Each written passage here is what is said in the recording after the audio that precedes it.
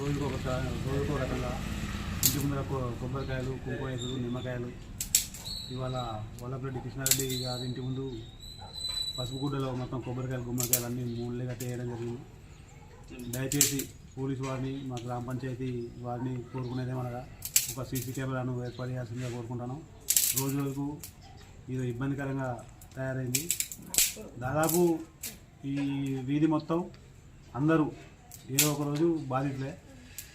దయచేసి దీని గురించి ఆలోచించగలరని. వారానికి ఒకసారి అన్నట్టు బాధించడానికి ప్రతి వారం అంటే 15 రోజులకు ఒకసారి పున్నము, అమావాస్య రోజులల్లో ప్రతి ఇంటి ముందు ఒక అక్రమంగా వాళ్ళు దారుణంగా ఎదట